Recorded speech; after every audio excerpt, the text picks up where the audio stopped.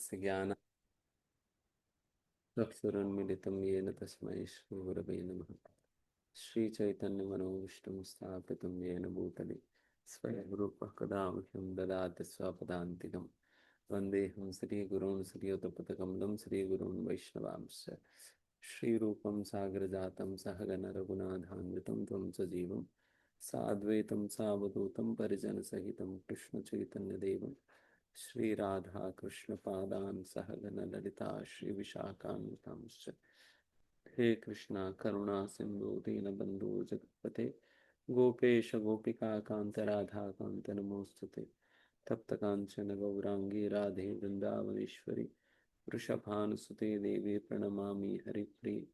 वाञ्छाकल्पतरुभ्यश्च कृपा सिन्धुभ्येव च पतितानां पावनेभ्यो वैष्णवेभ्यो नमो नमः। नमो विष्णुपादाय कृष्णप्रेष्ठाय भूतले श्रीमते भक्तिवेदांत स्वामिनिति नामिने। नमस्ते सारस्वती देवे गौरवाणी प्रचारिणे निर्विशेष शून्यवादि पाश्चात्य देशतारिणे। जय श्री कृष्ण चैतन्य प्रभु नित्यानंद श्री अद्वैत गदाधर श्रीवासादि गौर भक्तवृंद। हरे कृष्णा कृष्णा कृष्णा हरे हरे, हरे राम राम राम हरे हरे।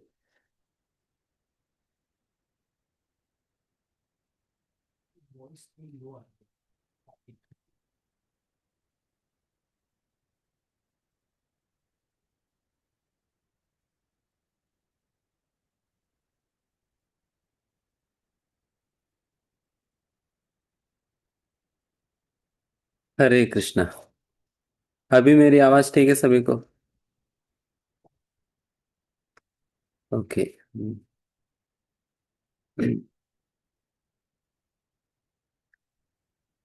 इस जो भी हम अभी चर्चा करने जा रहे हैं, ये तीनों दिन बहुत ही महत्वपूर्ण विषय के बारे में हम चर्चा करेंगे। So we're going to discuss about somebody who's very, very dear to the Lord, and who's not just dear to the Lord, but who is also very accessible to each one of us, जो कि भगवान श्री कृष्ण के लिए अत्यंत प्रिय भी है और साथ ही साथ इतना प्रिय होते हुए भी हम सभी लोगों का पहुंच में है। ऐसा भगवान के अवतार के विषय में तो कहा जाता है, भगवान अवतार लेकर अपने अवतार समाप्त करके चले तो जाते हैं, बट तुलसी महारानी ऐसी है कि यही रह जाती है, यही रह जाती है, ताकि हम जैसा बद्ध जीवों को उद्धार करने के लिए हमारे सामने प्रत्यक्ष रूप में हमें सेवा करने की मौका देते हुए, सेवा करने की प्रोत्साहन देते हुए हमारा ही बीच रहती है। So she is staying back in the material world simply to deliver the conditioned souls. यहाँ के बद्ध जीवों को मुक्त करने हेतु ही यहाँ पर वृंदा देवी स्वयं यहाँ पर हमारे साथ इसी भौतिक दुनिया में रह रही है, वो भी प्रत्यक्ष रूप से। और वैसा तुलसी देवी की महिमा के संबंध में हम आज के दिन हम चर्चा करेंगे।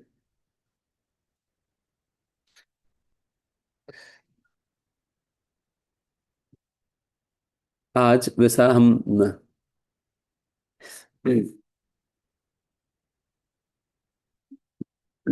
तुलसी देवी के नाम के संबंध में शुरुआत में चर्चा करेंगे, फिर उसके उपरांत तुलसी देवी की महिमा हम इन जनरल स्क्रिप्चर से हम चर्चा करें। देन फिर उसके उपरांत श्रीमद् भागवतम से, चैतन्य चरितामृत से और गर्ग संहिता से और भगवान श्री कृष्ण की लीलाओं में से विभिन्न संदर्भों में जो तुलसी महारानी की महिमा गाया गया है, तो वो सारे चीजें भी आज के दिन हम चर्चा करेंगे। फिर आगे के सेशंस में हम तुलसी महारानी के जो स्वरूप है, मतलब भगवत धाम में उनकी क्या स्वरूप है, और फिर उसके उपरांत तुलसी महारानी की सेवा किस प्रकार से की जानी चाहिए, या सेवा कर मतलब तुलसी महारानी के संबंध में किस प्रकार के सदाचार के पालन करना होता है,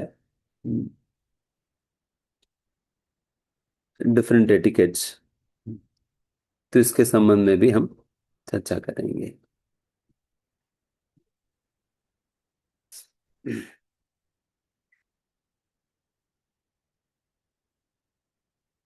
और फाइनली हम तुलसी महारानी की प्राकट्य की कथा पे चर्चा करेंगे, उनका स्वरूप भी, उनके संबंधित कथा भी, और उनके संबंधित जो सदाचार, ये सारे चीजें हम आगे के सेशंस में चर्चा करेंगे। आज तो केवल हम तुलसी मनाने की महिमा के संबंध में ही हम विभिन्न डिफरेंट डिफरेंट पास टाइम्स चर्चा करते हुए हम करेंगे।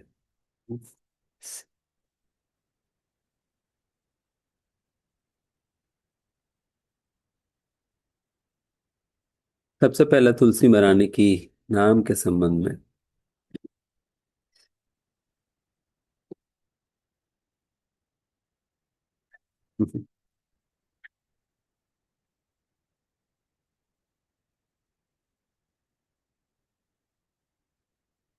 वैसे ये जो नाम ही जो तुलसी महारानी को जो दी गई है, वही अपने आप में अद्भुत है। कि जो तुलसी शब्द का यही अर्थ है कि तुला मतलब जिनके समान, जिनके समान कोई भी नहीं है, तो उनको तुलसी कहा जाता है। Nobody can ever be compare to Tulsi, Tulsi के साथ किसी का तुलना किया भी नहीं जा सकता है। एंड किस संदर्भ में उनके कोई तुलना नहीं है, तुलना नहीं है। वो कितना अधिक भगवान श्री कृष्ण के लिए प्रियतम है,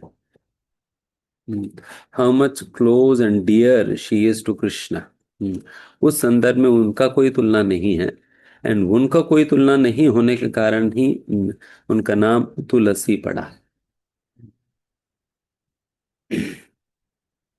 निश्चित रूप से आप देखेंगे कितना प्रिय है तुलसी महारानी भगवान श्री कृष्ण के लिए, जिनके विषय में गोपियां स्वयं गाती है कि कच्चित तुलसी कल्याणी गोविंद चरण प्रिय। ये गोपियों का कहना है तुलसी महारानी के संबंध में, ये राजपंच महाध्याय में ये गोपियां कहती है बात। गोपियां स्वयं कहती है कि गोविंद चरण प्रिय, जो कि भगवान श्री गोविंद के चरणों से अत्यंत प्रेम करती है, तो वैसा है आप करके वहां पर तुलसी महारानी को ये सारा गोपियां संबोधित कर रही है।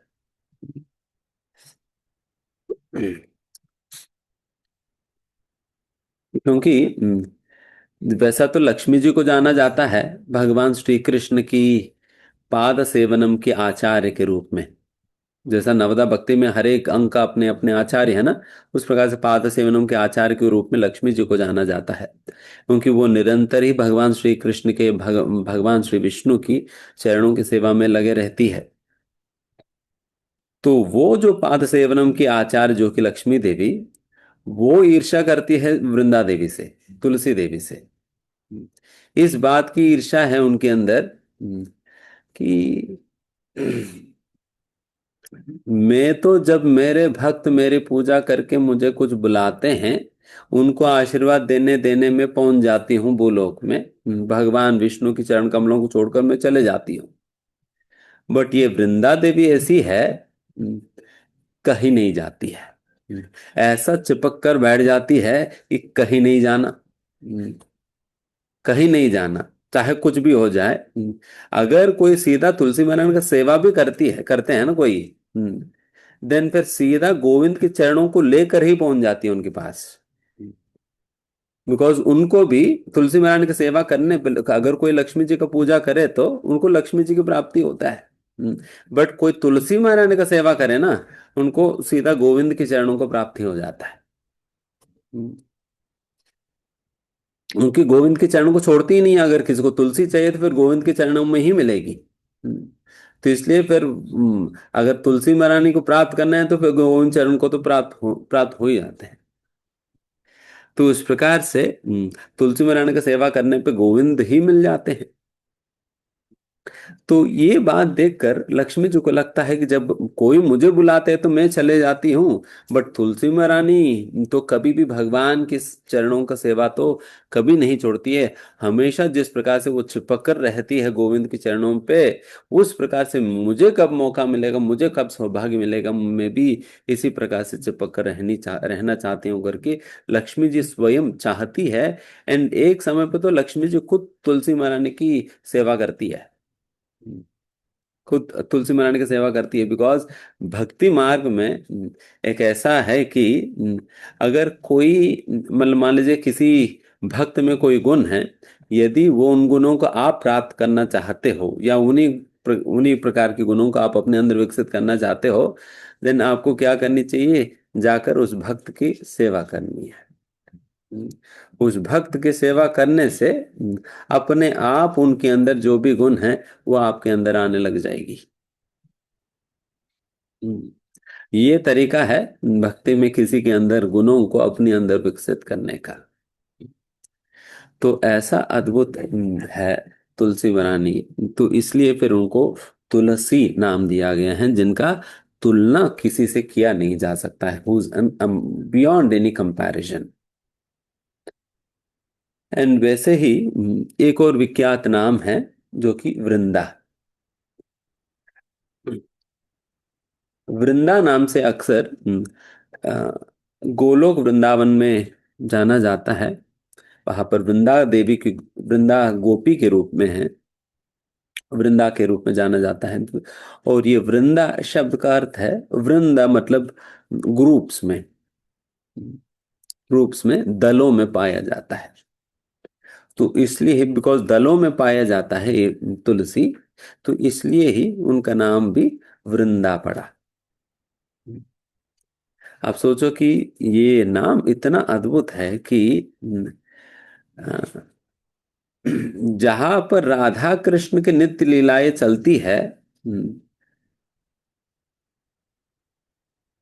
जहां पर राधा कृष्ण की नित्य लीलाएं चलते हैं ना, उस स्थान का नाम ना राधावन रखा, ना कृष्णवन रखा, ना गोविंदवन रखा, उसका नाम तो वृंदावन रखा गया है। उसका नाम तो वृंदावन रखा गया है, वृंदा देवी के नाम से उस वन का नामकरण वृंदावन रखा गया है। एंड वृंदावन, एंड वैसा जो वृंदा देवी की उपासना स्वयं एक समय पर तो श्रीमती राधा ने खुद भी करती है। एंड उस संदर्भ में श्रीमती राधा रानी को वृंदावनेश्वरी का टाइटल दिया जाता है उनको। तो उस प्रकार से भगवान श्री राधा कृष्ण की नित्य लीला चलने वाले जो स्थान या प्रदेश का नाम भी वृंदा देवी के नाम से वृंदावन रखा गया है। तो उस प्रकार के अद्भुत महत्व है श्रीमती वृंदा देवी तुलसी महारानी का। और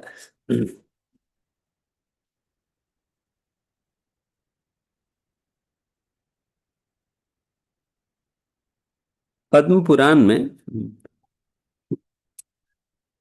तुलसी तुलसी महारानी का 8 नाम दिया जाता है। एंड इन 8 नामों के संबंध में इस प्रकार से कहा जाता है कि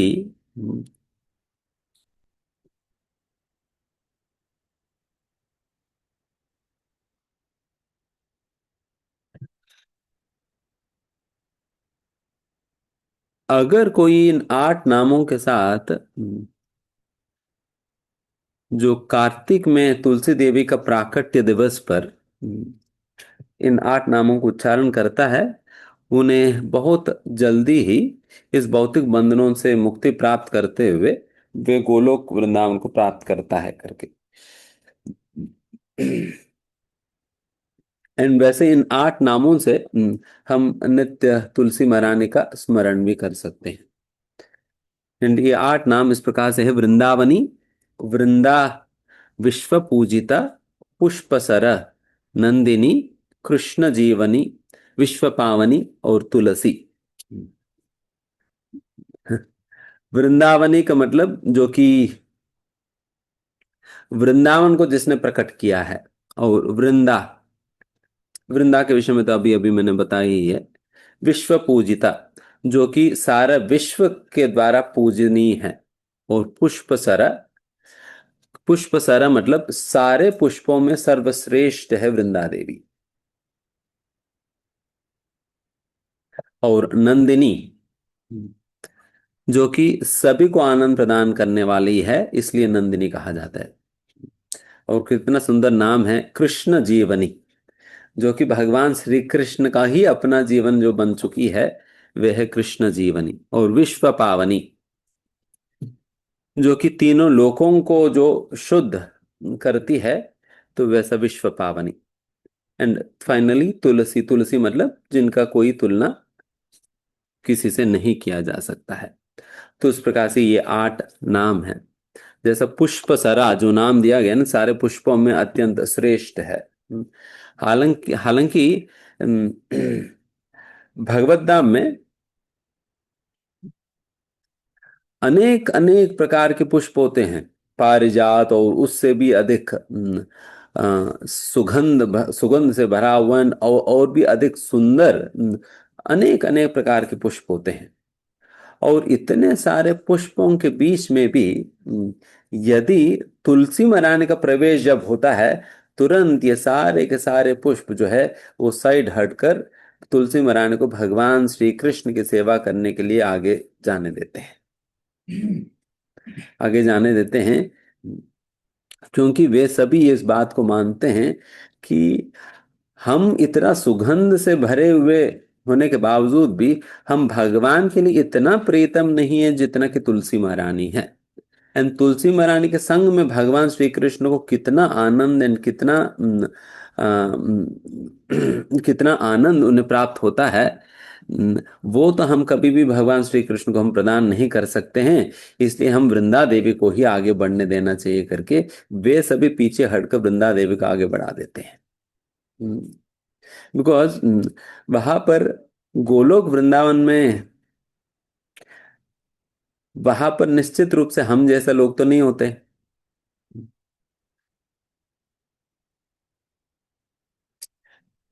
हम तो 10 लोगों को धक्का मारकर हम आगे बढ़ जाएंगे।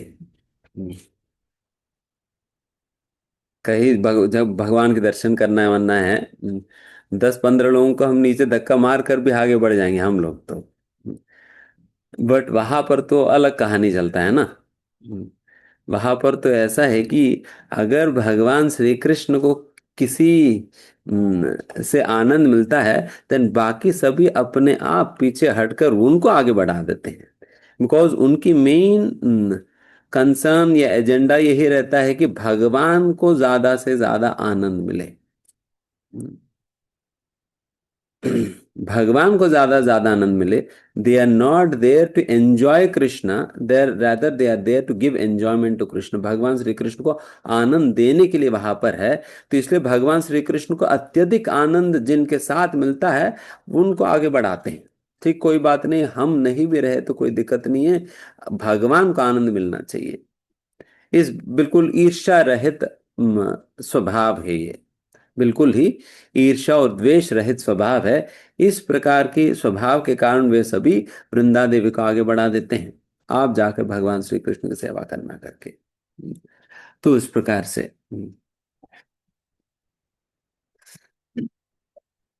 देखिए देखिए, मतलब ऐसा तो हमारा पूरा का पूरा भक्तिमय जीवन जो है तुलसी महारानी से ही भरा हुआ है।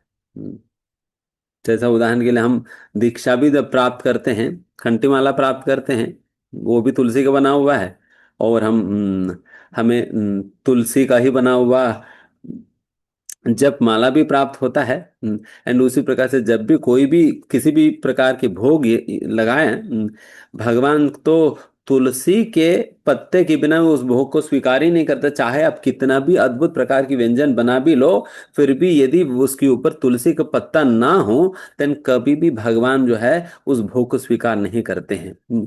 यदि किसी के पास तुलसी नहीं भी हो, भगवान तुलसी से इतना प्रेम करते हैं कि यदि अगर किसी के पास तुलसी का पत्ता नहीं भी हो, सिर्फ मात्र तुलसी का स्मरण करने से भी उस भोग को भगवान स्वीकार कर लेते हैं। इस व्यक्ति ने तुलसी का स्मरण करते हुए मुझे ये भोग लगाया, इसलिए तुलसी के साथ ही मुझे लगाया करके मैं मानता हुआ इस भोग को स्वीकार कर लेता हूं करके भगवान स्वीकार कर लेते हैं। यदि तुलसी को छुआ हुआ गंध भी उस भोग का लगता है ना, उसको भगवान उस भोग को स्वीकार कर लेते हैं। अगर तुलसी का पत्ता नहीं होने पर भी अगर गंध लग जाए, उनकी उनकी वायु लग जाए, उस भोग को भगवान स्वीकार कर लेते हैं। बट वही दूसरी और 56 भोग नहीं, 560 भोग बना लो, बट फिर भी उसके ऊपर ना तो तुलसी का पत्ता है, ना तुलसी का स्मरण करते हुए आपने की है, देन उस भोग को चाहे से 560 भोग भी क्यों ना हो, भगवान वैसे ही उसे टुकरा देते हैं। भगवान भगवान को कोई मतलब ही नहीं उस उन सारी चीजों से। तभी भगवान गीता में कहते हैं ना, पत्रम पुष्पम फलम तोयम यो मे भक्त्या प्रयच्छति तदहम भक्त्या उपहृतम अश्नामि प्रियतात्मनः। तो इसमें भी जब वैसा तो भगवान ने चार चीजें बताई, एक एक पत्र पुष्प फल और पानी करके, और इसमें भी आचार्य बताते हैं इन चारों में भी सबसे पहला भगवान ने पत्र का नाम लिया है। इन चारों में भी सबसे पहला तो भगवान ने पत्र का नाम लिया है। एंड यहां पर पत्र का मतलब ही यह है तुलसी का पत्ता। हम्म, तुलसी का पत्ता है, क्योंकि ये तुलसी जो है ये भगवान के लिए अत्यंत प्रियतम है। इसलिए वैसा तो चार वस्तुएं होते हैं जिन्हें त्वदीय वस्तुएं कहा जाता है। त्वदीय कहा जाता है, त्वदीय मतलब जो कि भगवान के लिए अत्यंत प्रियतम है और घनिष्ठ है, ones which are very very close to the lord, तो उन्हें तदीय कहा जाता है। एंड वैसा तदीय वस्तुएं चार होती है, जैसा कि भागवत है, और गंगा, और तुलसी और श्री विग्रह। एंड फिर आगे बढ़कर ये भी बताया जाता है, रूप गोस्वामी कहते हैं इन चारों में से भी अत्यधिक प्रिय है भगवान के लिए तुलसी है। तुलसी है। तो आज तक भी जिसने भी भगवान को प्राप्त की है, जिसने भी भगवान को प्राप्त की है, तुलसी के बिना तो भगवान को प्राप्त नहीं किया। तुलसी की माध्यम के बिना किसी ने भी भगवान को प्राप्त नहीं किया। चाहे वो हरिदास ठाकुर हो, चाहे कोई भी क्यों ना हो, वे सभी के सभी तुलसी के माध्यम से ही तो हरिदास ठाकुर हो, प्रहलाद महाराज, ध्रुव महाराज, मृगारी हो, वे सभी के सभी तुलसी के माध्यम से ही भगवान को प्राप्त किए हैं। तो इस प्रकार से अत्यंत अत्यधिक प्रिय है ये तुलसी महारानी भगवान के लिए। क्योंकि एक समय पर तो भगवान स्वयं ये बात डिक्लेयर करते हैं कि जो जिस व्यक्ति ने भी यदि तुलसी का सेवा किया है, उस व्यक्ति को मैं चाहे कुछ भी हो, मैं उसे त्याग नहीं सकता। I can not abandon him at any cost. किसी भी कीमत पर मैं उन्हें त्याग नहीं सकता हूं, यदि किसी ने मेरी तुलसी का यदि किसी ने सेवा किया तो। ये भगवान का खुद का वचन है।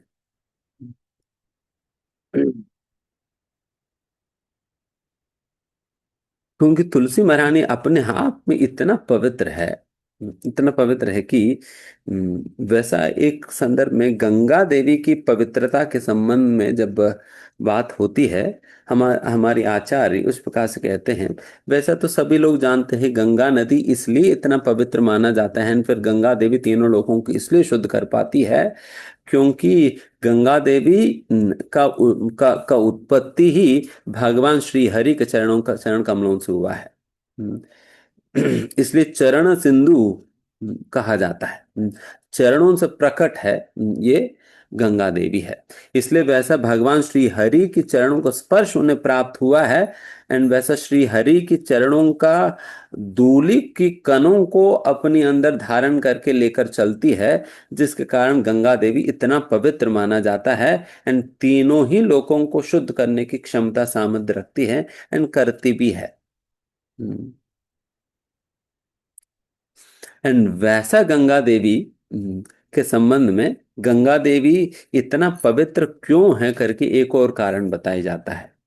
एंड वो ये कारण बताया जाता है क्योंकि भगवान श्री हरि के चरणों से ही तो प्रकट है ना गंगा देवी। और हरि के चरणों से जब प्रकट है तो हरि के चरणों में कौन रहते हैं? तुलसी देवी। हम्म, अगर तुलसी देवी हरि के चरणों पे रहती है हमेशा, देन तुलसी देवी का भी तो स्पर्श गंगा देव को मिला है ना। तो इसलिए भी कहा जाता है गंगा देवी का इतना पवित्र होने का ये भी एक कारण है कि तुलसी देवी जो कि भगवान श्री कृष्ण के चरणों पे हमेशा रहती है, और वैसा तुलसी देवी का स्पर्श होकर तुलसी देवी की कणों को अपने अपने झल में धारण करती है। इसलिए भी जो है गंगा देवी इतना पवित्र है करके कहा जाता है। अब सोचो गंगा देवी का पवित्रता का कारण तुलसी देवी का स्पर्श है। हम्म, तुलसी देव का स्पर्श होना हुआ। तो इससे समझ सकते हैं कि तुलसी देवी की पवित्रता का क्या सीमा है। एंड वैसा तो हमारी सनातन धर्म में चाहे किसी भी धर्म का मतलब किसी भी पंथ का क्यों ना हो, किसी भी पंथ का क्यों ना हो, चाहे वो मायावादी भी क्यों ना हो, सभी की स्मार्त ब्राह्मण भी क्यों ना हो, या कोई और अन्य पंथ का ही क्यों ना हो, फिर भी हर कोई अपना घर पे तो तुलसी का पौधा रखेगा ही रखेगा। वैसा आप पूर्व काल में जिनका भी घर में यदि देखा जाएंगे तो घर के आंगन में घर के अंदर प्रवेश करने के पहले घर के आंगन में ही तुलसी का पौधा मिल जाएगी आपको। बिल्कुल एंट्रेंस पे ही रखा जाता है। हम्म, ताकि हर कोई जब घर प्रवेश करे तो तुलसी महारानी को प्रणाम करके तुलसी महारानी का दर्शन करके ही जाए। क्योंकि तुलसी महारानी का दर्शन करना, स्मरण करना, उनके स्पर्श करना बहुत बहुत पवित्र माना जाता है। तो वैसा तुलसी देवी के संबंध में कहा जाता है कि वैसे वास्तुशास्त्र में भी कहते हैं, वैसा तो वास्तुशास्त्र का कोई आप वास्तुशास्त्र के कोई सिद्धांत विद्धांत का आप बुलाएंगे अपने घर पे, चाहे कितने बार भी आपने ठीक करवाए भी क्यों ना हो, वो 10 बार आपकी दीवार तुड़वाएगा, कुछ इधर उधर करवाएगा ही, तभी उनका पैसा भी निकलेगा और हमारा भी खर्च होगा। तभी उनकी भी मन की शांति होगी। और हमें भी तृप्त होगा कि उसने वो कुछ तो करके गया है। हम्म, इतना दोस्तों को मैंने बुलाया तो कुछ तो करके गया। तो वैसा जो वास्तुशास्त्र में भी कहा जाता है, जितने भी वास्तु के संबंधित सारे के सारे दोष केवल और केवल तुलसी महारानी को अपने घर पे स्थापना करने से हो जाता है। हम्म, केवल तुलसी महारानी को अपने घर पे स्थापना करने मात्र से जितने भी वास्तु दोष है वो सारा कुछ अपने आप ही समाप्त हो जाता है।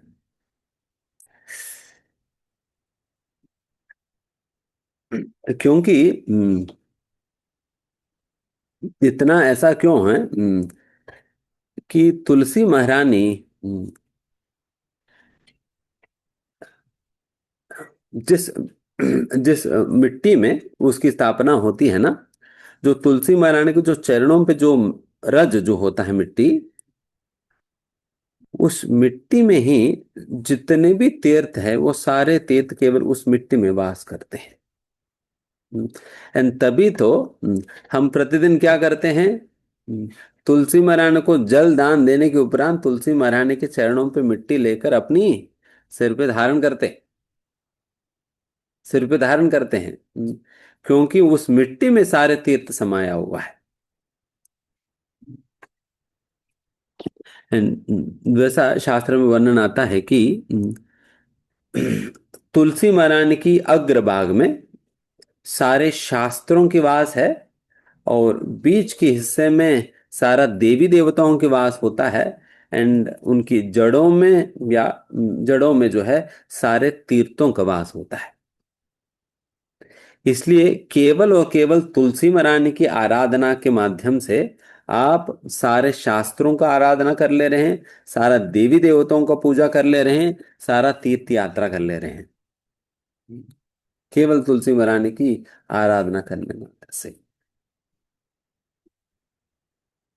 क्योंकि तुलसी महारानी की जड़ में सारा तीर्थों का वास है, और उनकी अग्रभाग में सारा शास्त्रों का निवास होता है, एंड फिर उनके बीच के हिस्से में सारे देवी देवताओं का निवास स्थान माना जाता है। तो उस प्रकार की अद्भुत स्वरूप है तुलसी महारानी का। वैसा तुलसी महारानी यदि किसी के घर पे हो, तो फिर निश्चित रूप से सारे वास्तु दोष इत्यादि भी समाप्त हो जाता है। एंड वैसा तुलसी महारानी और गाय, इन दोनों का विशेष संबंध होता है उनकी उपासक और उनकी सेवायतों के प्रति, उनके आराधकों के प्रति।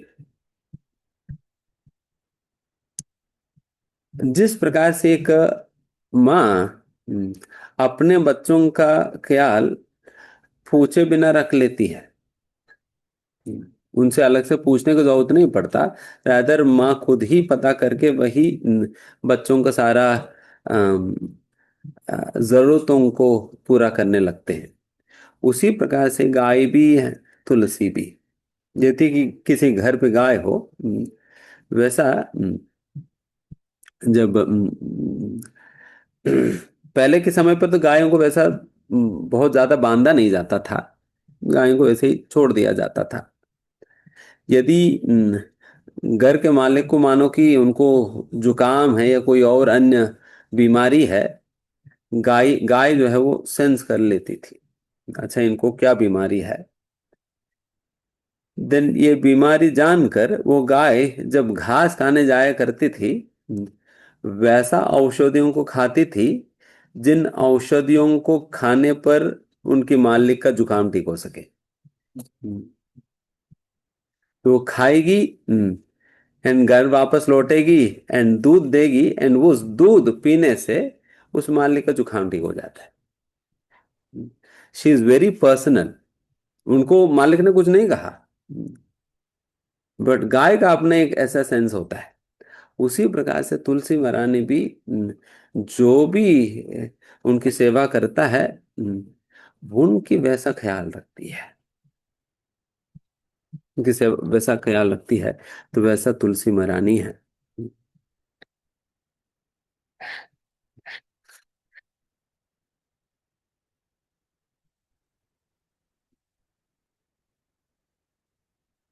एंड वैसा कहा जाता है कि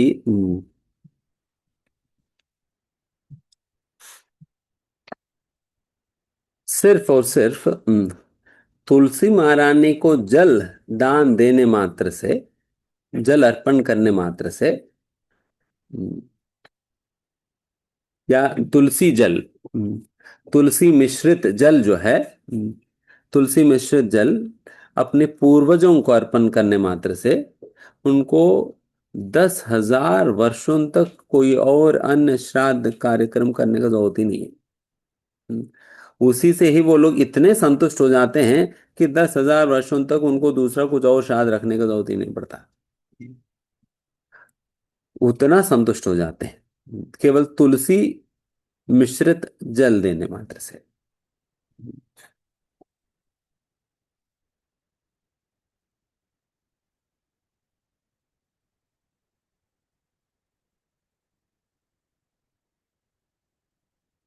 और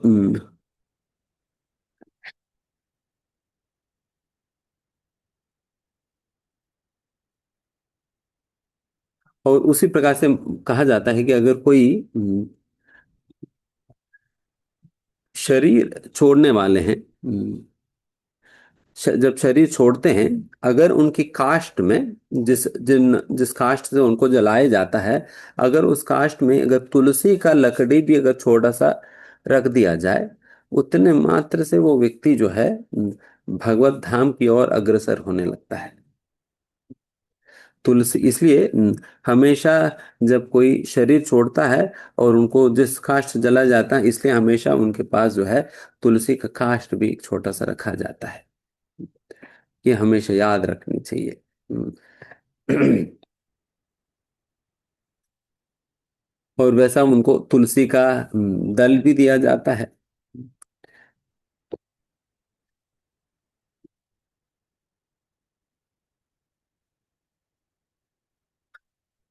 और अभी हम फिर आगे बढ़ते हुए तुलसी मराने के संबंध में विभिन्न शास्त्रों में जो विभिन्न लीलाएं जो हुई है, जिसमें तुलसी मराने का महिमा हमें जानने के लिए मिलता है, तो उन लीलाओं के विषय में हम थोड़ा सा संक्षिप्त में हम चर्चा करेंगे अभी। ओके।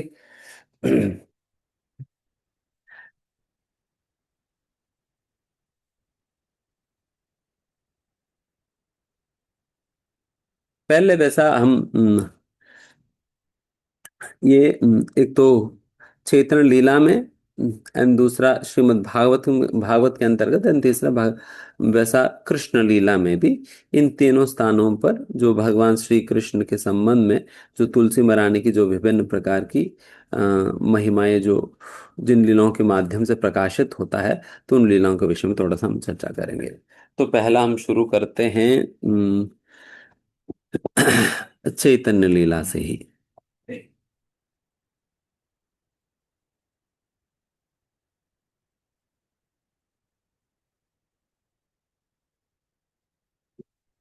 वैसा चैतन्य लीला में ही,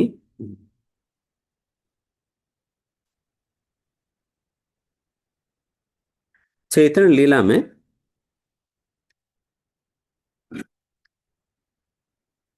जब भगवान श्री चैतन्य महाप्रभु को प्राकट्य के पूर्व नवद्वीप धाम अपने आप में एक बहुत बड़ा विद्याभ्यास का केंद्र बन चुका था, जिस कारण हर कोई नवद्वीप धाम पहुंचते थे। फिर वही वहां पर अनेक प्रकार की पाठशालाएं हुआ करती थी, फिर वहां पर वे सभी अपना विद्याभ्यास क्या करते थे।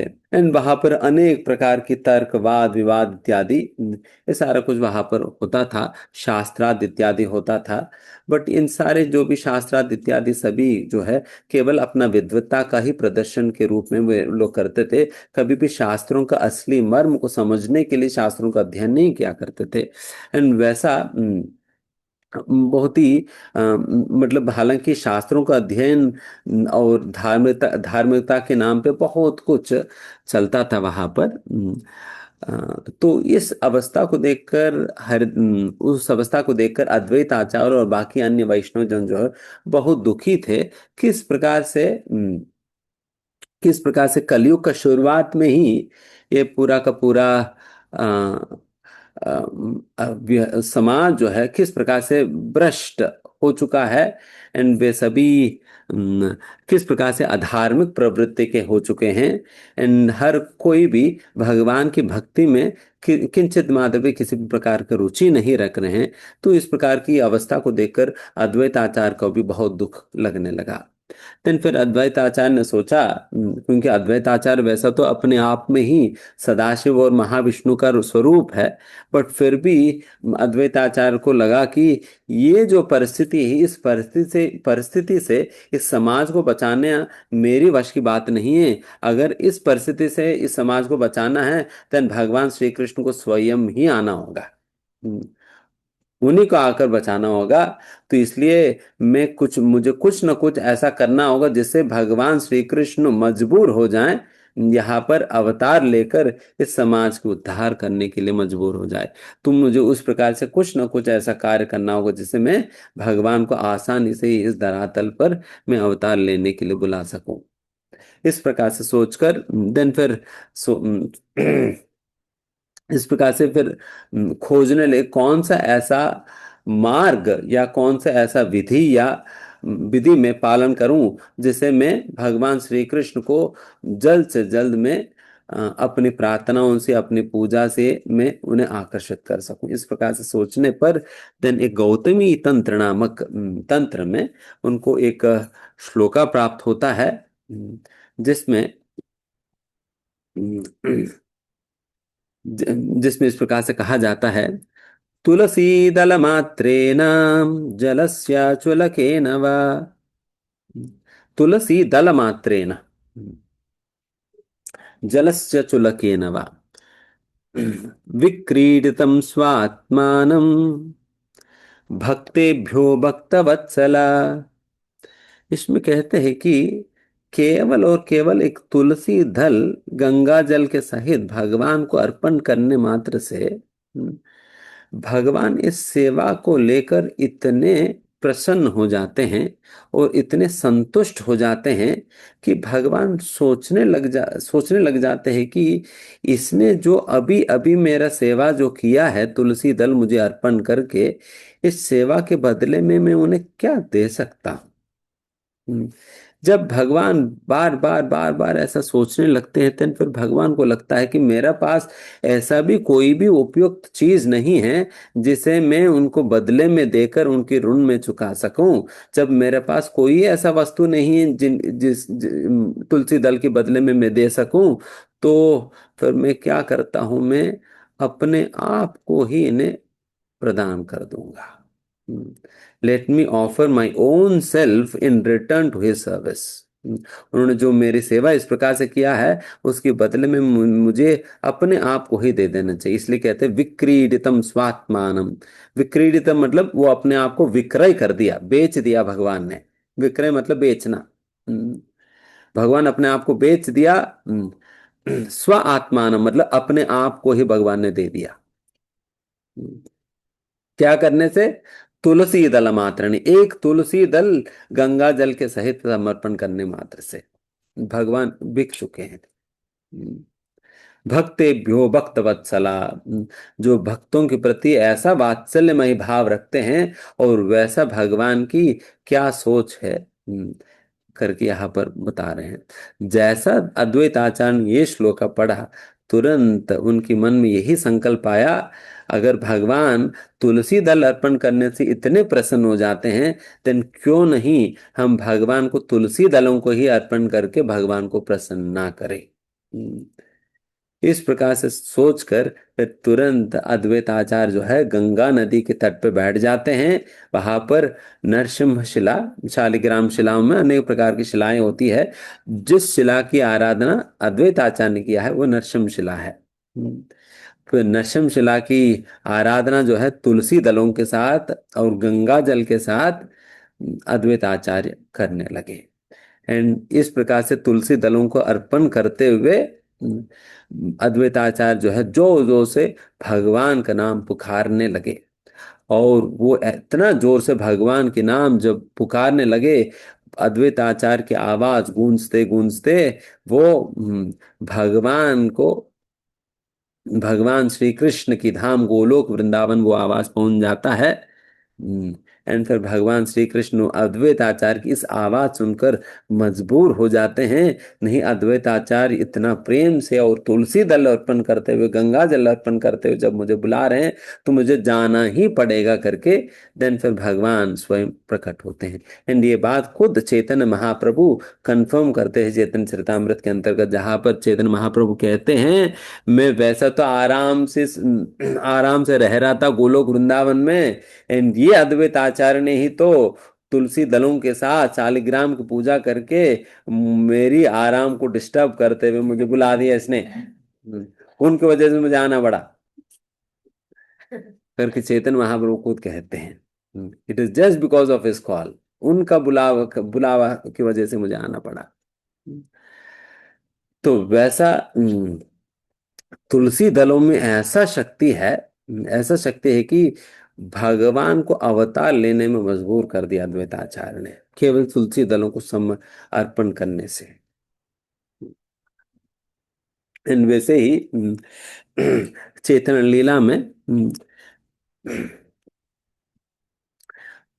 एक ब्राह्मण जो है, एक गोवर्धन शिला को, एक ब्राह्मण जो है गोवर्धन शिला को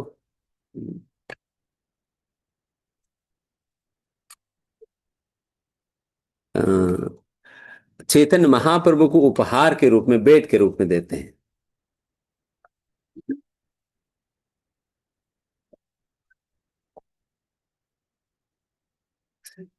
भेंट के रूप में देते हैं। चैतन्य महाप्रभु तो गोवर्धन का स्मरण करते ही पिघल जाते हैं, एंड वैसा अगर शिला हो जाए उनके हाथ में, देन फिर उनको कौन पकड़ेंगे, कौन रोक पाएगा। देन फिर चेतन महाप्रभु तो लिटरली उस गोवर्धन शिला को अपने छाती में लगा लगा कर आलिंगन किया करते थे। एंड मतलब उस शिला के स्पर्श होने मात्र से चेतन महाप्रभु ऐसे पिघल जाते थे कि निरंतर उनके आंखों से अश्रुधारा बहती थी। एंड उन अश्रुओं से ही इस शिला का रोज अभिषेक किया करते थे, केवल अपना आंसुओं से अभिषेक होता था उस गोवर्धन शिला की। एंड वैसा गोवर्धन शिला, जिस शिला की अभिषेक नित्य प्रतिदिन चैतन्य महाप्रभु स्वयं जो है अपने आंसुओं से किया है, उस शिला को आगे जाकर रघुनाथ दास गोस्वामी की वैराग्य से इतने प्रसन्न हो जाते हैं चैतन्य महाप्रभु की, फिर चैतन्य महाप्रभु उन्हें अपनी निजी गोवर्धन शिला को भेंट के रूप में रघुनाथ दास गोस्वामी को दे देते हैं। क्योंकि चैतन्य महाप्रभु के विषय में कहते हैं, महाप्रभुर भक्तगणे रे वैराग्य प्रदान। महाप्रभु की भक्तगणों में वैराग्य बहुत ही विशेष है। एंड उस वैराग्य की अभ्यास करने वालों में रघुनाथ दास गोस्वामी अत्यंत श्रेष्ठ है, अत्यंत श्रेष्ठ है। एंड वैसा रघुनाथ दास गोस्वामी से प्रसन्न होकर जब चैतन्य महाप्रभु ने गोवर्धन शिला उनको दिया, तब रघुनाथ दास गोस्वामी चैतन्य महाप्रभु से पूछने लगे, हे महाप्रभु, आप ही हमें विदित करिए कि इस गोवर्धन शिला की सेवा हम कैसे करें।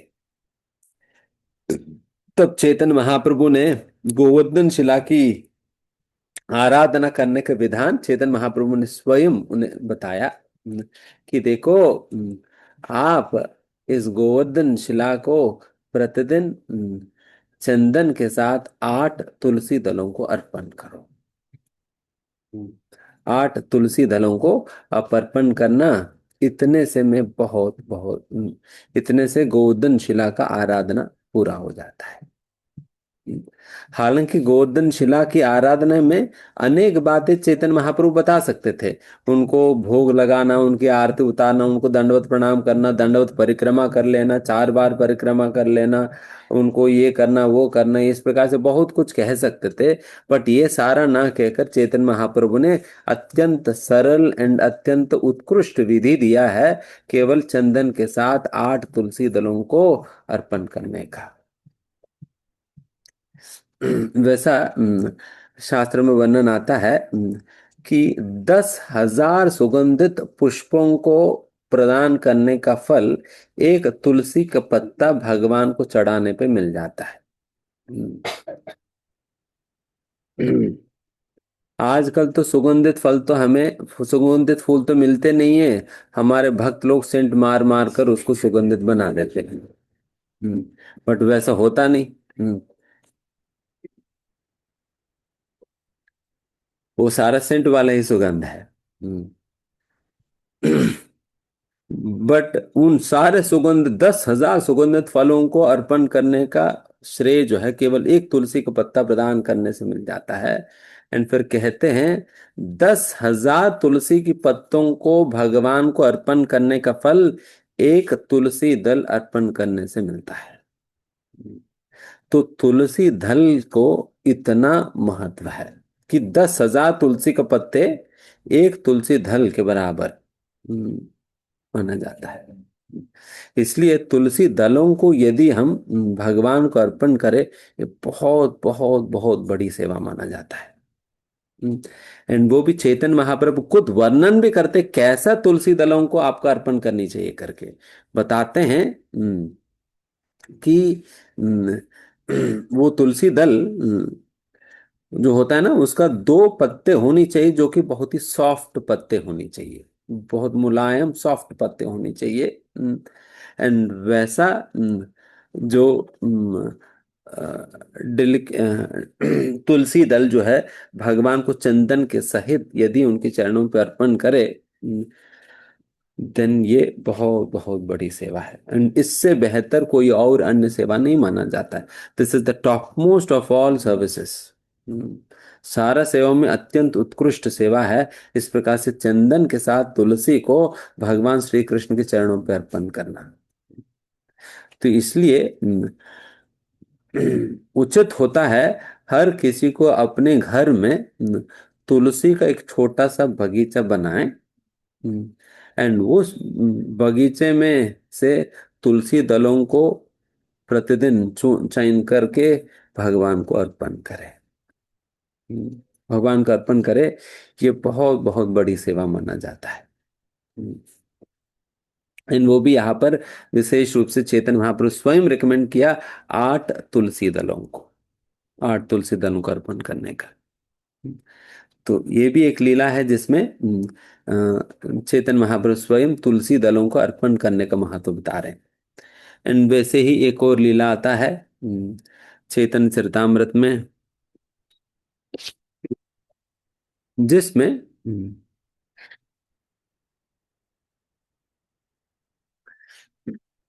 हरिदास ठाकुर का वृत्तांत है।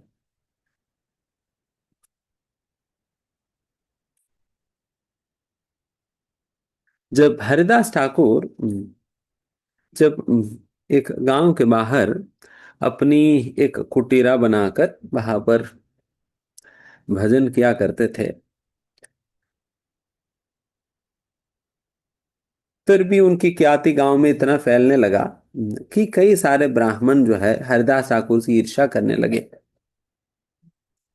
देन उन्हीं में से ही एक ने सोचा कि इनकी ख्याति यदि इसी प्रकार से फैलता जाएगा, देन हमें कोई नहीं पूछेगा। हम्म, हमें कहीं कोई नहीं पूछेगा, इसलिए इनकी ख्याति और फैलने से पहले ही हम उनको बदनाम कर देना चाहिए। इस प्रकार से सोचकर हरिदास ठाकुर को बदनाम करने का एक उपाय रचने लगे। देन उस उपाय के दौरान, उस उपाय में उन लोगों ने क्या किया, उसी गांव में अत्यधिक सुंदर वेश्या को चुना, एंड फिर उनको हरिदास ठाकुर को परेशान करने के लिए उनकी कुटीरा में भेजा जाता है।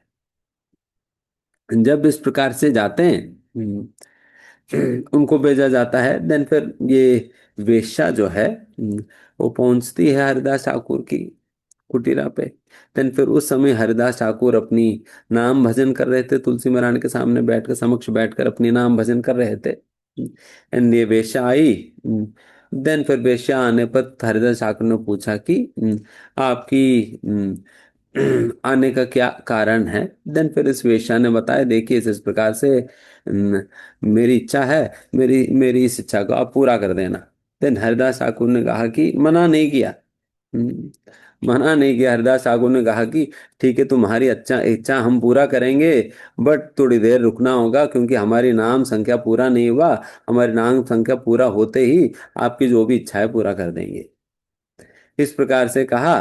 देन फिर ये वेश्या जो है वो बैठ गई। बैठ गई वो। फिर हरिदास ठाकुर ने कहा ठीक है, आप जितने देर आप बैठेंगे, आप जो भी मैं नाम ले रहा हूँ आप सुनते रहना। हम्म, हम्म, करके देन फिर हरिदास ठाकुर अपना नाम भजन में लगे, फिर नाम लेते थे। तो फिर ये रात भर ये वेश्या ने सुना हरिदास ठाकुर की भजन को, नाम हरिदास ठाकुर नाम उच्चारण को सुना। एंड फिर 1 घंटा, 2 घंटा, 3 घंटा, 5 घंटा बीत गई, फिर भी हरिदास ठाकुर को भजन ही खत्म होता नहीं है। तो जब देख देख कर पक गई, तब कोई बात नहीं, अभी सुबह हो ही गया, तो फिर हम कल का दिन आते हैं बिल्कुल तैयारी के साथ, आज चले जाते हैं करके वो चले जाती हैं। दिन फिर हरिदास ठाकुर अपने भजन कंटिन्यू करते हैं। दिन फिर अगले दिन पुनः आती है। दिन फिर हरिदास ठाकुर कहते हैं, देखो हम्म, आज तो जरूर आपकी इच्छा पूरा हो जाएगी, बट पहले मुझे अपने नाम की संख्या पूरा करने दो। अब वापस बैठ जाओ, धैर्य रखो। हम्म, धैर्य रखो, बैठ जाओ और ध्यान से सुनना। करके बिठा दिया। और फिर माला करने लगे, हरे कृष्णा कृष्ण कृष्ण हरे हरे, हरे राम राम राम हरे हरे। फिर भजन करने लगे। देन फिर भजन होता रहा। देन फिर थोड़ी देर बाद कुछ समय के बाद दोबारा ये ये वेश्या जो है पगजादी नहर, ये आज भी इस धोखा दे दिया इसने, करके वो चले जाती है। फिर ठीक है, कल का दिन हम आएंगे। तो फिर वो उसका अगले दिन पुनः आती है। फिर आते ही वो सबसे पहले तुलसी महारानी को प्रणाम करती है। तुलसी महारानी को प्रणाम करती है एंड तुलसी महारानी को प्रदक्षिणा करती है। इस बार तुलसी महारानी प्रणाम करके प्रदक्षिणा करके फिर बैठती है। बस इतने मात्र से, इतने करने मात्र से अभी देखना क्या होता है। कि फिर हरिदास ठाकुर फिर वापस अपने भजन शुरू किया। एंड फिर थोड़ी देर में ही विश्वेश्वर ने कहा, बिकॉज एक तो नाम का प्रभाव है and दूसरा तुलसी महारानी की, तुलसी महारानी को प्रणाम करने का और उनकी प्रदक्षिणा करने के भी प्रभाव है। जब दोनों का प्रभाव साथ में पड़ा तुलसी महारानी के ऊपर, सॉरी, इस वेश्या के ऊपर, देन इस वेश्या में ऐसा परिवर्तन आया कि इस वेश्या ने खुद रोते हुए हरिदास ठाकुर से कहा कि मैं बहुत गलत विचार के साथ मैं आपके पास आई, बट फिर भी आप मुझे टुकराए बिना आप मुझे बिठाकर यहाँ पर आपने आपके नाम भजन सुनने दिया। क्योंकि हरिदास ठाकुर, आप जस्ट सोचिए, हरिदास ठाकुर तो पहला दिन जब ये वेश्या आई, फिर उसके बाद ये वेश्या चले जाने के बाद हरिदास ठाकुर को वो स्थान छोड़कर कहीं और चले जाना चाहिए था ना, कहीं और चले जा सकते भी थे। उनको कोई बहुत बड़ा बंगला नहीं है कि छोड़कर जाने में दिक्कत है। बहुत बड़ा बंगला नहीं है कि छोड़कर जाने में बहुत कुछ छोड़ जाएगी करके। है तो वो कुटीरा है घास का बना हुआ। तो उसको छोड़कर जाने में कोई दिक्कत तो नहीं, बट फिर भी केवल और केवल हरिदास ठाकुर के मन में यही इच्छा थी, इस वेश्या यदि हमारी आश्रम में आई तो उनकी उद्धार होनी चाहिए करके। केवल वेश्या को उद्धार करने के लिए बैठे थे वह हरिदास ठाकुर। एंड वैसे ही हरिदास ठाकुर उनकी उद्धार कर भी दिया तुलसी महारानी की सहायता से। एंड फिर फाइनली जब ये वेश्या ने इस प्रकार से कहा, जब पश्चाताप करने लगी, तो फिर वेश्या को हरिदास ठाकुर ने अपनी खुद का अपने खुद का कुटीरा दे दिया। और कहा कि आप आगे से भगवान के नाम जप करो और तुलसी महारानी का सेवा करो, बस यही दो सेवा ही दिया। आप नाम लो एंड तुलसी का सेवा करो। इसके लिए हरिदास ठाकुर कहते हैं, निरंतर नाम लोय करो तुलसी र सेवन, अचिरत पावे तबे कृष्णेर चरण। यहाँ पर कहते हैं, निरंतर नाम लो, आप हमेशा निरंतर भगवान का नाम लीजिए एंड करो तुलसी र सेवन। एंड दूसरा आज्ञा जो हरिदास ठाकुर ने दिया, आप तुलसी का सेवा करो। केवल ये दो काम करने मात्र से, ये दो सेवाएं करने मात्र से, अचिरेन बहुत जल्दी ही, चिरा मतलब बहुत लंबा समय में, अचिरेन मतलब बहुत जल्दी ही आपको गोविंद चरण, भगवान श्री कृष्ण के चरणों को प्राप्ति बहुत जल्दी हो जाएगी। इस प्रकार से कहने पे ये वेश्या अपनी घर पे वापस लौटती है। जो भी संपत्ति वगैरह उनके पास जो भी था वो सारा कुछ ब्राह्मणों को इत्यादि वो बांट देती है। बांटकर वापस हरिदास ठाकुर की इस कुटीरा पे आती है एंड वही बैठकर, एंड आप सोचे कि यही वेश्या जो है अभी 16 माला नहीं, 64 माला नहीं, 128 माला भी नहीं, बल्कि प्रतिदिन 192 माला करने लगी। 192 माला करने लगी। इस प्रकार से 192 माला करते करते बस 3 महीने बीतने पर सारे के सारे गांव वालों ने ऐलान कर दिया कि आज से अगर कोई इस स्त्री को यदि कोई वेश्या करके कोई और दुर्भाषा से कोई संबोधित करेगा, उनको गांव से हटा देंगे। उनको गांव से हटा देंगे। आज से इनका नाम है हरिदासिनी। हम्म, हरिदासिनी। आप सोचो कि हम्म, तुलसी का सेवा करने से एक वेश्या जो है हरिदासिनी बन गई, जो कि प्रतिदिन 3 लाख नाम ले रही थी। प्रतिदिन 3 लाख नाम, केवल श्रद्धा के साथ हरिदास ठाकुर की आज्ञा पे तुलसी का सेवा किया। और तुलसी के सामने बैठकर निरंतर भगवान के नाम लेना, बस और कुछ नहीं किया उन्होंने, बस यही दो किया। इतने से ही एक वेश्या जो है हरिदासनी बन जाती है। ऐसा अद्भुत महिमा है तुलसी महारानी की सेवा का।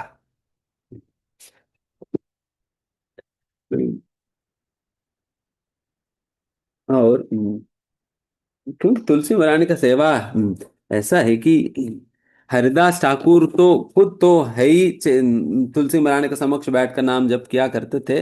केवल हरिदास ठाकुर ही नहीं, बल्कि चैतन्य महाप्रभु स्वयं भी तुलसी महारानी के समक्ष बैठकर जप किया करते थे जगन्नाथपुरी में।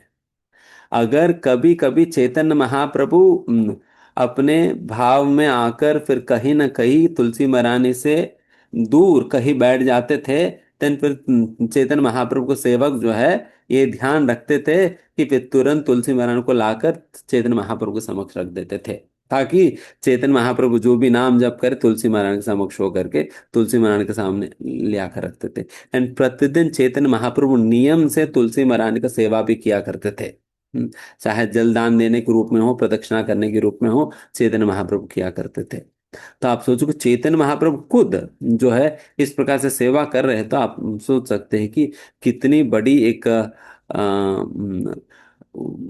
बड़ी उदाहरण हम सभी लोगों को दे रहे हैं कि हम लोगों को कितना गंभीरता से करना चाहिए। एंड उतना ही नहीं, आगे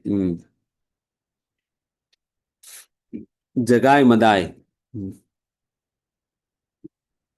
का भी उद्धार लीला में, जगाए मदाए का भी उद्धार लीला में आप लोगों को पता ही है किस प्रकार के लोग थे जगाए मदाए। हम्म, हम्म। कैसे पता है आप लोगों को? अपने आप को देखकर पता चल जाए, क्योंकि बहुत ज्यादा कोई डिफरेंस तो नहीं है।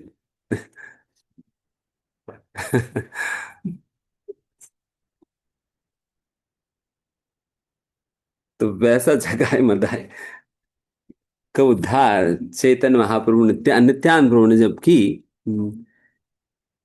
देन फिर निताय की आश्रय लेते हुए जगाए मदाए ने पूछा कि हे नित्यानंद प्रभु, आप हमें उपदेश दीजिए कि हमें क्या करना चाहिए,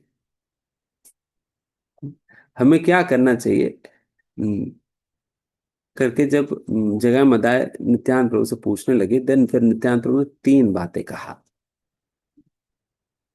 तीन बातें कहा। बिकॉज नित्यानंद प्रभु ने कहा कि देखिए, मतलब आप जिन जिन लोगों के प्रति अपराध किया है, फिर उन लोगों को जाकर क्षमा प्रार्थना कर लो। फिर इनकी कहना है कि देखिए, मतलब जिन जिन के प्रति हमें अपराध किया है उनका कोई गिनती ही नहीं है।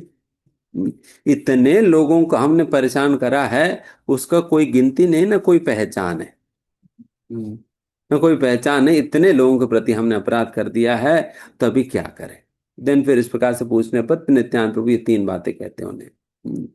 पहला, आप वैष्णव सेवा करो, वैष्णव सेवा करो।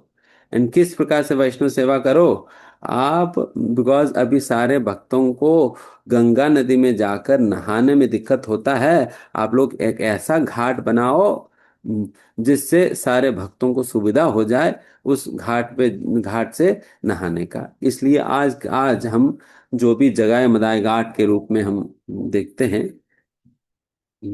वो घाट इस जगह अहमदाय ने ही बनाया था।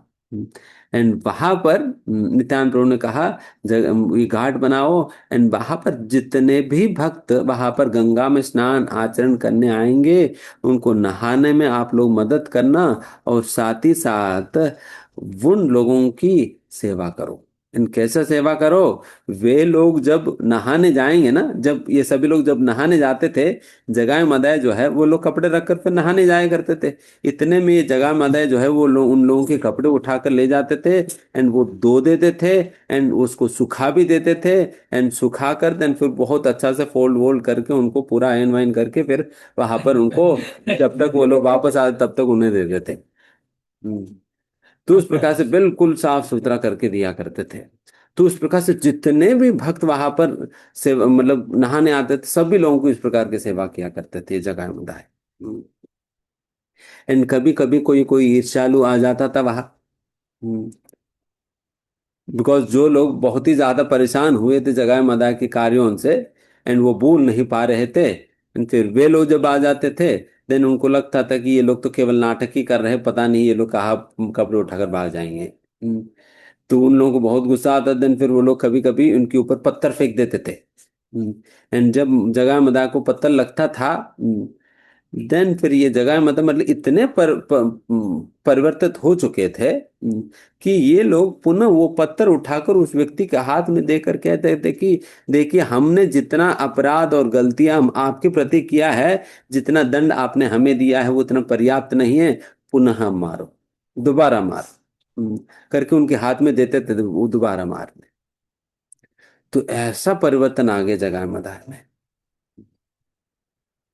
तो उस प्रकार से इन लोगों ने मतलब उतना परेशानी सहते हुए भी सेवा नहीं छोड़े। सेवा नहीं छोड़े, बल्कि सेवा निरंतर करते रहे। एंड फिर दूसरा आज्ञा जो नित्यानंद प्रभु ने दिया है, वो है निरंतर भगवान के नाम लेने का। एंड तीसरा आज्ञा जो दिया है, तुलसी का सेवा करने की। आप सोचो, जगह मदाय को भी यही तीन चीजें, वैष्णव सेवा, नाम नाम जप, एंड तीसरा तुलसी सेवा, यही तीन चीजें दिया। एंड यही जगह मदाय नित्यानंद प्रभु की कृपा से यही लोग जो है, हम्म, आगे जाकर 2 लाख नाम लिया करते थे प्रतिदिन, 2 लाख नेम्स प्रतिदिन। एंड यही जगह मदद जिन्हें हर प्रकार के पाप के लिए जाना जाता था, यही जगह मदद आगे जाकर इनके नाम पड़ा जगदानंदा और माधवानंदा। और केवल जगदानंद माधवानंद ही नहीं, बल्कि उन्हें लोग कहते थे ये तो जगदानंद ब्रह्मचारी है और माधवानंद ब्रह्मचारी है करके। हम्म, आप सोचो कि जगह मदा जैसा लोग जो है ब्रह्मचारी बन गए। हम्म, क्या करने पर? तुलसी सेवा नाम लेने पर। हम्म, नाम लेते हुए तुलसी सेवा करने मात्र से। तुलसी कैसा महिमा है। एक वेश्या हरिदासिनी बन सकती है 3 लाख नाम जप करने वाली। एंड जगाए मदाए जगदानंद ब्रह्मचारी माधवानंद ब्रह्मचारी बन सकते हैं जो 2-2 लाख नाम ले पाते हैं। एंड मतलब ये लोग इतने अच्छे बन गए थे, कि इनके नाम पे इनकी मंदिर बनाई गई आज। जगदानंद माधवानंद मंदिर है वहां पर। हम्म, अब परिक्रमा करने पर आपको मिलेगा, दर्शन करने। तो ऐसा अद्भुत व्यक्तित्वों के रूप में परिवर्तित हो गए, केवल तुलसी महारानी की सेवा करने मात्र से। ऐसा अद्भुत महिमा है तुलसी महारानी की सेवा करने में। एंड वैसे ही तो आप चैतन्य चरितमृत में एक और लीला में आप देख सकते हो किस प्रकार से हम्म, एक मृगारी के विषय में भी आप लोगों ने सुना ही होगा। हम्म, आरी मतलब शत्रु है। आरी मतलब शत्रु है। मृगारी मतलब एक जन मृगों का शत्रु है, इसलिए मृगारी कहा जाता है, क्योंकि ये मृगों को आधा मार देता था। आधा मार देता था, इसलिए मृगारी कहते हैं। तो वैसा मृगारी जो आधा मरे हुए जंतुओं की तड़पन को देखकर आनंद लेता था, मतलब आप सोचो कितना सैडेस्ट है ये। मतलब आप लिटरली देखिए, मतलब उन लोगों के दुख में ये आनंद लेता था। सैडेस्ट नहीं तो क्या कहेंगे फिर, ठीक है, एनीवेज। तो ऐसा व्यक्ति जो कि मृगारी, जो कि दूसरों के दुख में आनंद लेता था, एंड उनका भी उद्धार जब हुआ हर नारद मुनि के द्वारा, नारद मुनि ने उनको भी केवल 2 ही सेवाएं दी है। 2 ही सेवाएं दिया। एक, भगवान के नाम निरंतर लेने का, एंड दूसरा तुलसी सेवा करने की, बस यही 2 काम। हम्म, भगवान के नाम निरंतर लेने के and दूसरा तुलसी सेवा करने की। एंड ये दो भी कब दिए थे? मृगारी पहले पूछ रहे थे कि पूछ रहे थे कि नारद मुनि क्या करूं, बताओ बताओ करके, क्योंकि मेरे सारे परिवार वाले तो रिजेक्ट कर दिए, वो हमारी पापों को शेयर करने के लिए तैयार नहीं है, तो अभी हम क्या करें? देन फिर नारद मुनि कहते देखो, अगर मुझे आपको कुछ कहना है, पहले आपके पास दो धनुष है ना, वो तोड़ दो पहले, उसके बाद बात करेंगे। हम्म, पहले धनुष तोड़ो, उसके बाद बात करेंगे। मुरारी को समझ नहीं आया। फिर नारद मुनि ने कहा कि सबसे पहला गुरु के ऊपर श्रद्धा रखा जाता है, फिर उसके बाद आज्ञा दिया जाएगी। गुरु के ऊपर श्रद्धा रखे बिना गुरु से आज्ञा नहीं लिया जाता। हम्म, तो इसलिए तो यहाँ पर मृगारी को धनुष तोड़ना पड़ा, ये दिखाते हुए वो कितना विश्वास रख रहे थे नारद मुनि के वचनों पे। कि अभी ये धनुष यदि मेरे साथ नहीं भी रहेगा, मेरे भरण पोषण मेरे गुरु की कृपा से, मेरे गुरु की आज्ञा के पालन करने के माध्यम से निश्चित निश्चित रूप से संभव है करके ये बात समझते हुए उन लोगों ने ये मृगारे अपनी धनुष को तोड़ देते हैं।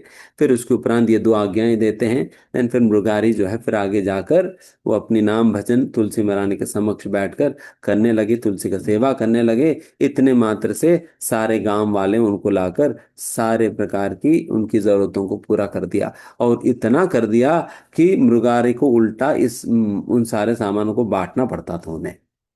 इतना भरपूर मात्रा में उनको मिल गया।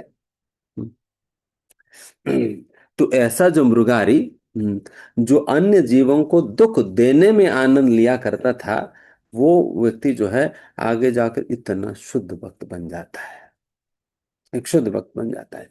उसी प्रकार से हम सभी लोगों के अंदर भी तो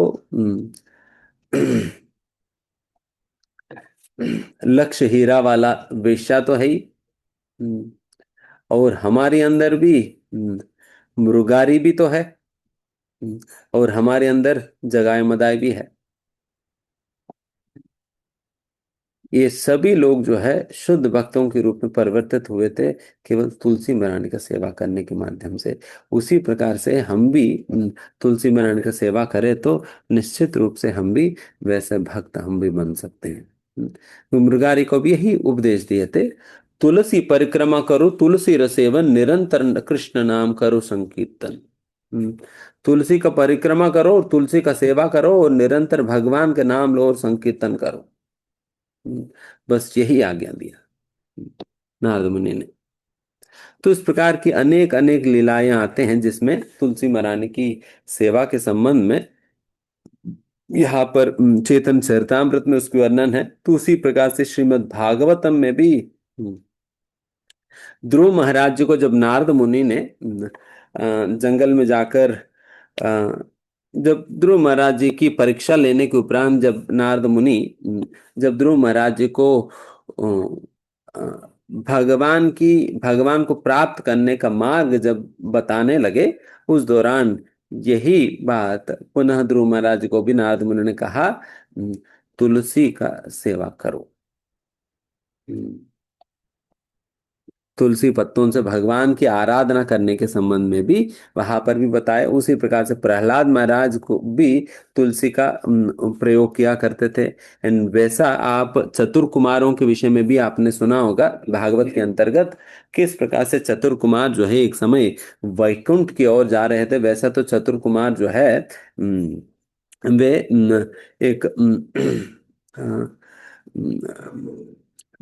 मायावादी भावनाओं के साथ थे।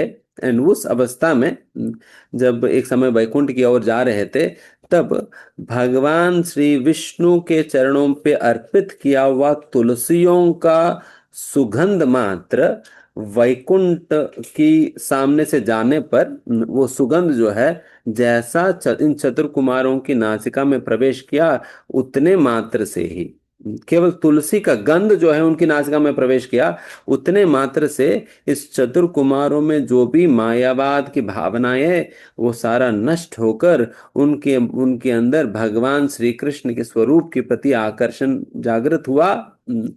एंड वे सभी भक्त बन चुके थे।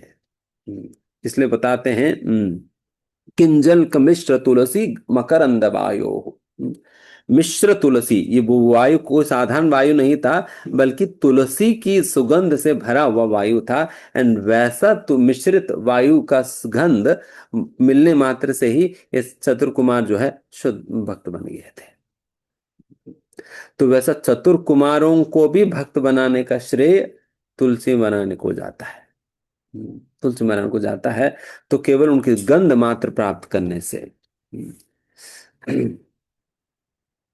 और वैसा इसलिए ही अम्बरीश महाराज भी अपने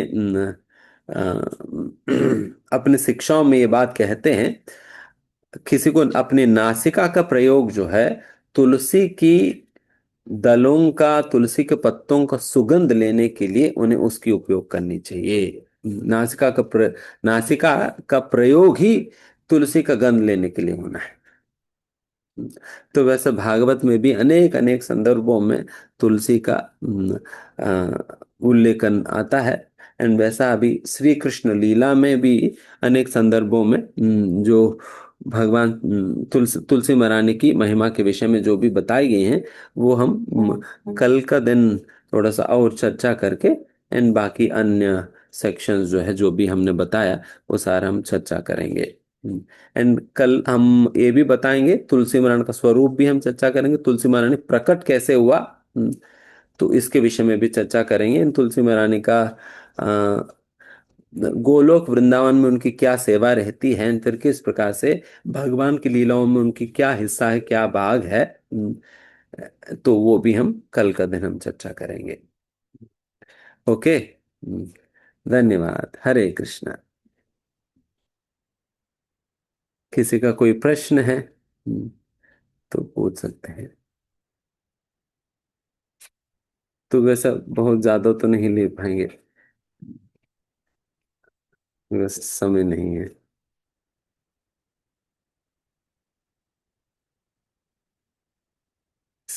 यस, ठीक है, हरे सीख। कृष्ण प्रभु जी, दंडवत प्रणाम।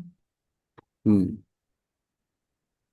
यस प्रभु। प्रभु जी, मेरा प्रश्न ये था, जैसे कि अभी आपने बताया कि जो तुलसी दल है वो अर्पित करने से 10,000 तुलसी पत्र अर्पित करने का जो फल है वो मिलता है। तो प्रभु जी, ये जो तुलसी दल है ये मैं थोड़ा समझ नहीं पाया, क्षमा करना, मतलब शायद मैंने सही से नहीं सुन पाया। इसका मतलब क्या है प्रभु जी? जैसा तुलसी का फूल होता है ना, तुलसी मंजरी, जी तुलसी मंजरी फूल जैसा, तुलसी तुलसी फूल जैसा ना, तुलसी मंजरी कहते हैं। उन मंजरियों के दोनों साइड जो है दो पत्ते होते हैं, एंड बीच में से मंजरी होता है। ये पूरा इसको जो है दो पत्तों के साथ जो तुलसी मंजरी को मिलाकर इसको एक तुलसी दल कहा जाता है। एंड वो तुलसी दल भी बहुत ही सॉफ्ट पत्तों वाला तुलसी दल जो है वो चुनकर हमें भगवान का अर्पण करनी चाहिए। एंड बाकी जो ड्राई हो जाता है, वैसे तो हम लास्ट में बताएंगे, वो सारा निकाल देना चाहिए। जी प्रभु जी, ठीक है, धन्यवाद प्रभु जी। हरे कृष्ण, दंडवत प्रणाम प्रभु जी। Yes, next. हरे कृष्णा प्रभु जी, दंडवत प्रणाम। प्रभु प्रभु जी, मेरा ये प्रश्न है कि जैसे जो मरणासन व्यक्ति होता है, जिसकी मृत्यु होने वाली हो, अगर उसको तुलसी पत्र हम दे देते हैं तो उसका उस व्यक्ति को क्या लाभ मिलता है? तुलसी पत्र इस प्रकार से देने पर, and जैसा मैंने आगे भी बताया ना, उनकी काष्ठ में भी, अगर उनको जिस काष्ठ में जलाया जाता है उसमें भी अगर तुलसी का एक लकड़ी का टुकड़ा भी यदि रख दिया जाए, देन फिर वो भगवत धाम की ओर अग्रसर होने लगता है। मतलब भगवत धाम जाने के रास्ते में वो स्थित हो जाता है, स्थित हो जाता है, जिससे फिर आगे जाकर उनको ऐसा मौका मिलता है जिससे वो भगवत धाम की ओर और आगे बढ़ सके। ठीक है। हरे कृष्णा। यस।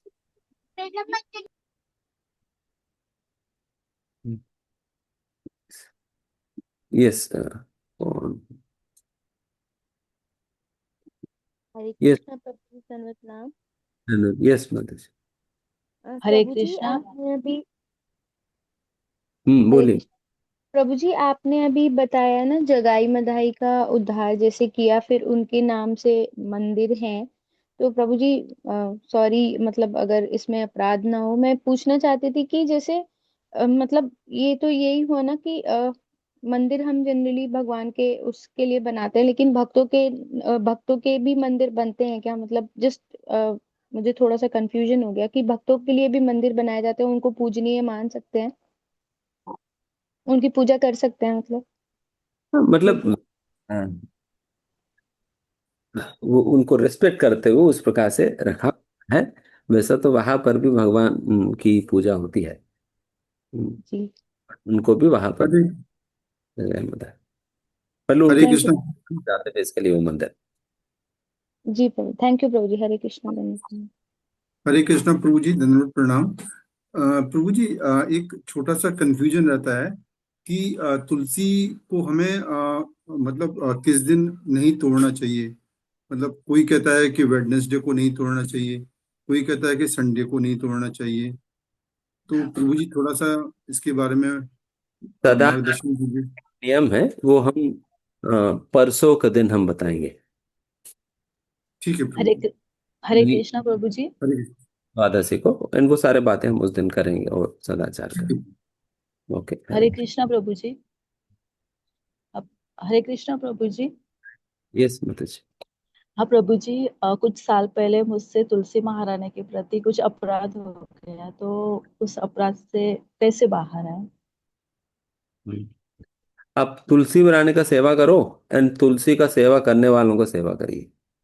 हम्म। अच्छा तुलसी ठीक है प्रभु जी। हरे आप कृष्ण। करिएगा। तुलसी पौधे को लगाना, तुलसी को दान देना, तुलसी का सेवा करना, परिक्रमा करना, जल देना, स्पर्श करना, ये सारा सेवा ही है। हम्म।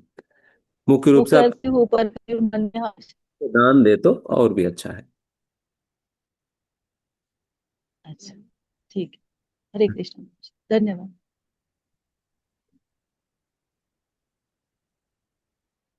हरे कृष्ण प्रभु, प्रणाम। सभी भक्तों को प्रणाम। हरे कृष्ण। यस हरे कृष्ण प्रभु। प्रभु, सुनाई दे रहा? हाँ जी, ये सुनाई दे रहा प्रभु? सुनाई देंगे। प्रभु, एक्चुअली मैं थोड़ा सफर कर रहा था, तो थोड़ा बहुत नेटवर्क की वजह से छूट रहा था। तो क्या ये लेक्चर मिल सकता है? तो मतलब ये अपना रूपानुग विद्यापीठ वाला जो ग्रुप है उसमें। हाँ वो मिलेगा मिलेगा। जी प्रभु, बहुत बहुत धन्यवाद प्रभु। हरे कृष्ण धन्यवाद। हरे कृष्णा प्रभु जी, पंचांग प्रणाम। आप सभी वैष्णव के चरणों में पंचांग प्रणाम करती हूँ। यस माता प्रभु जी। जी, मेरा सवाल ये था प्रभु जी कि जिस तरह से हम प्रभु जी तुलसी की महिमा हम जानते हैं, बताते हैं, सुनते हैं, क्या प्रभु जी तुलसी की कोई जैसे हमसे अपराध ना हो या कभी कोई भूल चूक जैसे हम नहीं समझ पाते कि हमसे कहीं अपराध ना हो तो हम नहीं समझ पाते, तो प्रभु जी इसके बारे में भी अगर इसकी महिमा बताते तो ज्यादा अच्छा रहता प्रभु जी।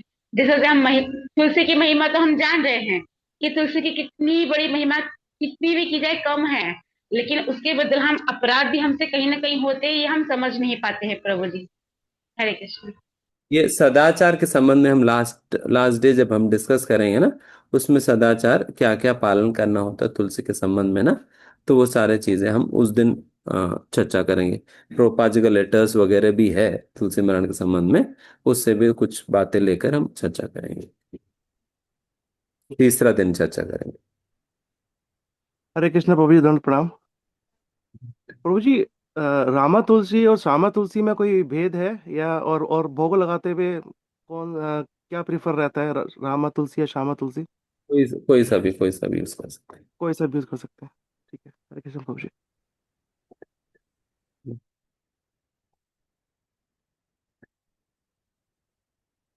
यस।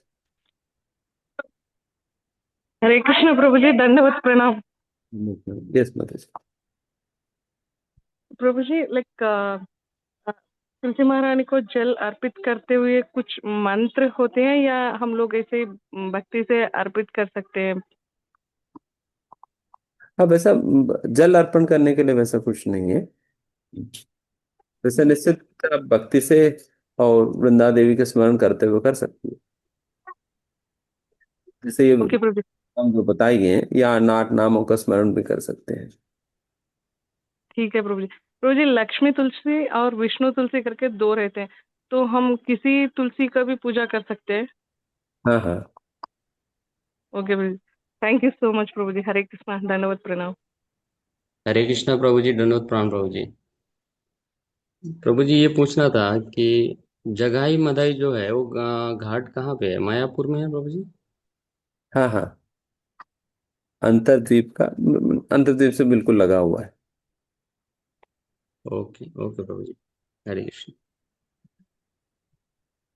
ओके, मैं सारे प्रश्न आज नहीं ले पाऊंगा। हम कल का दिन बाकी और अन्य प्रश्न भी लेंगे। इन कई सारे प्रश्न तो हमारी डिस्कशन में भी कई सारे प्रश्नों का समाधान आपको उसमें भी मिल जाएगी। बट अन्यथा फिर और प्रश्न जो है हम कल कल और परसों दोनों दिन हम लेंगे। ठीक है, तो यहाँ हम समाप्त करते हैं। बहुत बहुत धन्यवाद आपके समय के लिए। हरे कृष्णा कृष्णा कृष्णा हरे हरे, हरे राम राम राम हरे हरे। श्री प्रभुपाद की जय, तुलसी महारानी की जय, ताय गौर प्रेमानंदे।